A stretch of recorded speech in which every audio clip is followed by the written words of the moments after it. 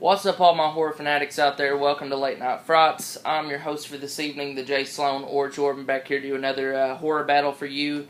And first of all, I want to apologize for the lack of videos made this week. There was 2 videos missing, so I just want to apologize that and put that out in the air. Now, let's get on to the movies I chose to battle. Now, the first movie is a 1994 film starring Woody Harrelson, Juliette Lewis, Robert Downey Jr., and Tommy Lee Jones, and that is Natural Born Killers. A lot of people don't consider this a horror film. I feel it's a mixed bag. It's a mixed bag of action, psychopathic horror. I mean, just a mixed bag of wackiness and trippiness. Like I said, the 2 main characters in this one, I'll just go ahead and review this and then review that, and we'll get on to the battle. So the 2 main characters in this one is played by Woody Harrelson and Juliette Lewis, and it's Mickey and Mallory. And basically, they become killers, and they go on a big killing spree, and kind of like a Bonnie and Clyde sort of way, with just murder, and just no motive, just killing. I think eventually they decide they just want to kill to be known, and they always leave a victim to tell their story so they can be known. And it's very, very, very trippy, very fucked up scenes in here, or a lot of fucked up scenes in here. It's made by Oliver Stone, who also did Born on the 4th of July, which was a really good film. Did a lot of other stuff too, but it's just a fun fictional serial killer film. I don't think these are real serial killers. I'm sure people have tried to portray these serial killers, because you know how crazy people are. So I'm sure it has increased the psychopathic mind for a couple to go out and do this. But it's got a lot of fun scenes in here. A lot of just, like I said, first it'll be messed up, then it'll be like gory, then it'll just be action packed. It'll have some horror elements mixed in. It's just overall a fun film, and I really recommend it if you haven't seen it. So yeah, it got 4 stars, and it says a masterpiece. Seeing this movie once is not enough. So I've seen this movie a lot, and each time I find a different thing. It's one of those movies where I find a different thing. Like I said, this movie is so trippy though. If you took some acid or smoked some weed, you would probably feel really weird. It's not feel really weird, but probably it will be really trippy. It would enhance. I mean, it's so trippy when you're not high. I could only imagine if somebody did do that and watch some of those scenes in there. But it's a fun film, and definitely check it out. So the next one is 2003 movie starring Charlize Theron and Christina Ricci, and that's a real serial killer film, Monster. Now, this film was made about Eileen Wuornos, who I don't want to give a year because I don't want to be wrong, but I might say 70s or 80s. It's somewhere in there. Back in the 70s or 80s. Was it 70s or 80s? Might have been 80s. Might have been 90s. Hell, guys, I don't know. I'm just talking out of my ass with this one because I didn't do any research.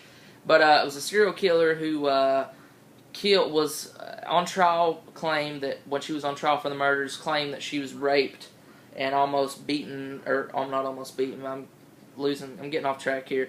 She was raped and almost murdered by a man because she was a prostitute, and he took her out and almost killed her, and she ended up getting the snap on him and killing him. And then she killed at least 5 or 6 other men, I believe. It was somewhere in there. Nope, 7 men. She killed 7 men, okay. And like I said, on trial, she proclaimed that it was all in self-defense. And a lot of people don't really know. You know, some people think it was in self-defense, some people don't think that it was. But this film is basically Charlize Theron is playing Eileen Wuornos, and it's basically from the time of her rape and almost murder until the 7 men that she kills and gets put on trial. Her girlfriend in this is Christina Ricci, and she eventually turns her in towards the end of the film. But it's a fun movie. It's a good, I can't say how much of it's fact and how much of it's fictional. What I can say is there was another film of this made, or another film made about this person, Eileen Wuornos. I think it was called Overkill, but I could be wrong. So yeah, but it's just a fun serial killer type autobiography, is that what they're called? And it's a fun film. I would recommend it if you haven't seen it. If you're into real life serial killer type movies like Ted Bundy, Ed Gein, BCK, stuff like that, Jeffrey Dahmer, just check this one out. It's fun. It's a fun film. So yeah, we're gonna go ahead and start the battle because I'm just rambling on now. Sorry if I've rambled on a little bit in this video, guys. My dog was barking. I don't know if you could hear that, and it was just making me where I couldn't really think. His bark is a little bit irritating. Okay, getting on to the battle, the horror battle here. Round 1 is body count. So which one had a higher body count? I'd have to go to Natural Born Killers. Had a higher body count than this one. 7 men in this one, and I don't know how many people in this one. Just a really high body count in this film. Round 2 is story and originality. Which one was more original? Well, since this was an actual serial killer, I can't say it was more original. Plus, there was already a film, I think, like I said, called Overkill done about this serial killer, so this one was just another movie. This one was more original, plus it was made, another point to it, it was made way before that for this one was made. This was made in 2003, this was made in 1994, so this one was more original. So I'm going to give round 2 to Natural Born Killers. Round 3 is blood, guts, and gore. Once again, I'm going to have to go to Natural Born Killers. Not a lot of blood, guts, or gore in this film, so I'm going to have to give the round to Natural Born Killers. Round 4, personal enjoyment and replayability. Sadly, Monster didn't get a point in this battle, so actually Natural Born Killers won. I love this movie, but I love this movie more, and I don't know, I wanted to give this one a point, I really did, I gotta be honest, but it just didn't get a point in this battle, I'm sorry. If you're a fan of this one over this one, I apologize, but this is just my battle. And I think that Natural Born Killers is overall a fun film, and it's way better than Monster, even though I do like Monster, once again.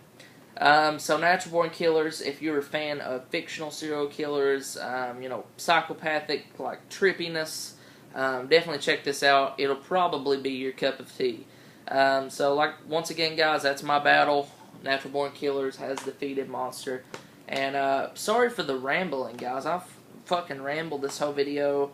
I just can't seem to get my head in the video. So, yeah, if it was a terrible horror battle, I apologize for that. But, yeah. So, blah. Okay.